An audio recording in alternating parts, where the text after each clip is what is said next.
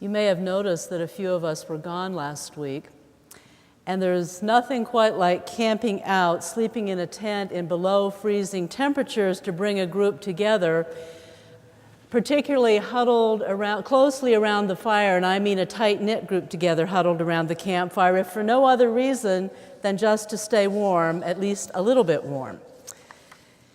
It was cold last weekend, and our 5 confirmation students all were there along with their adult companions living in the woods, and we had to learn a little bit to rely on each other, at least for a time, a couple of days, getting firewood, starting the fire, keeping the fire going, getting more firewood if we ran out, and getting it started again when we came back. There were tents to put up and tents to take down and to anchor down securely when we put them up, because it was not only cold, it was really, really windy, the first night particularly. And then, of course, we had to keep the fire burning while the others were busy with other tasks.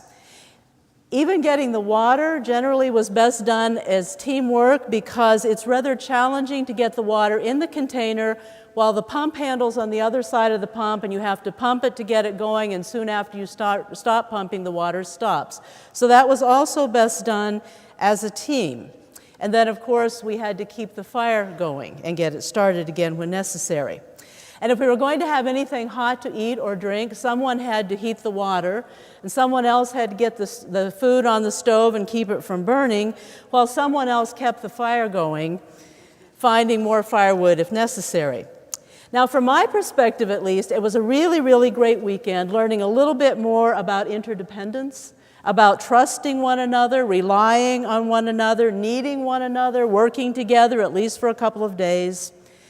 And we even tried our hand at writing a group statement of faith, which was rather challenging because you couldn't write anything down unless every single person in the whole group agreed that they believed that too. So that was a bit of a challenge, but even during that, we found that our ideas were clarified a little bit in discussion with one another as others challenged what we were saying, and we had to think it through a little more carefully. So today, as we celebrate the 40th anniversary of Earth Day, which was first celebrated on April 22nd, 1970, I'm remembering our camping trip, and I'm also remembering the interdependence of all that is and how we need to learn that we are interconnected with all things, and we need to learn about our interconnectedness. We need to learn about interdependence. And I think that can be a really, really hard thing to learn in this culture, a hard thing to really grasp, because we live in a country priding itself, as it always has, on rugged individualism, even if mistakenly priding ourselves on that. At least many of us live in that country, not quite all of us maybe.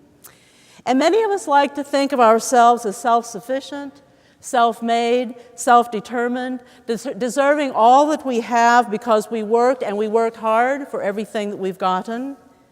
Now, of course, this thinking easily leads to the seemingly logical conclusion that those who have less must deserve to have less. They must not have worked hard enough, and we begin to see the other as very different from ourselves. We might want to challenge that thinking a bit today. Surrounded by a culture focused on independence as a virtue, it's not easy for any of us to find our place in the interdependent flow of life.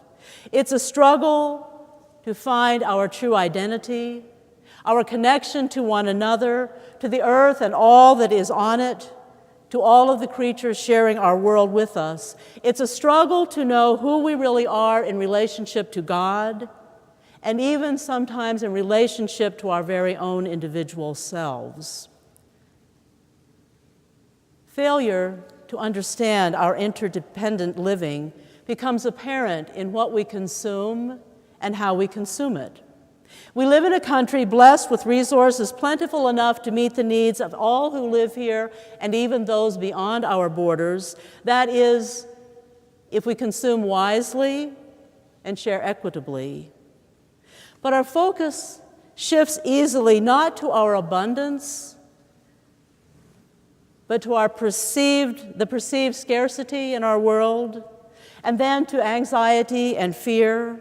We become absorbed not with what we have, but with what we do not have, with what we want, maybe even if we don't need it. We become consumed with how to get more rather than how to live joyfully with less. Right after graduating from seminary, my first position was as youth director in Frankfurt, Germany for about a year. And just before I returned home, I went Eurailing pretty much by myself for a month.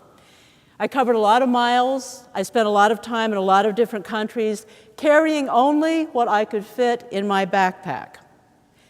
And I was amazed at how free I felt without so much stuff. How free I felt to be responsible not for a lot of possessions, but only for what could be put in my backpack or somehow attached to it.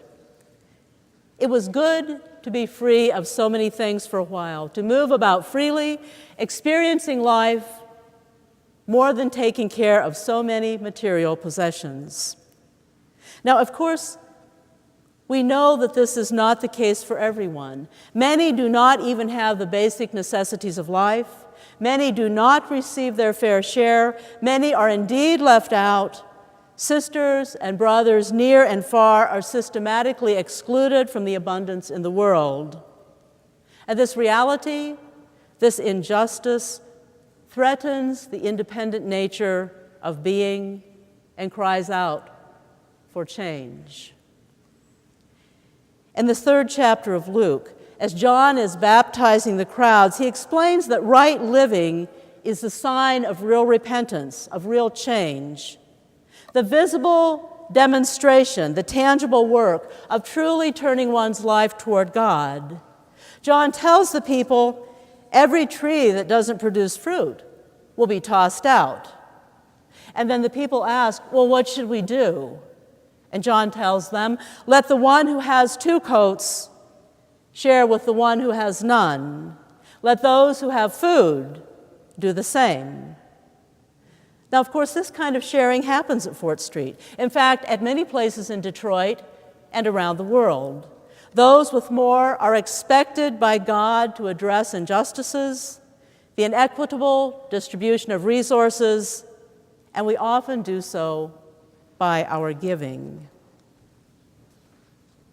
But the challenge, the real challenge, goes beyond just giving out of our excess. There's a much larger task, and that is the task of bringing about societal change, building a more just world where one's resources are less determined by economic class, societal position, and cultural identification.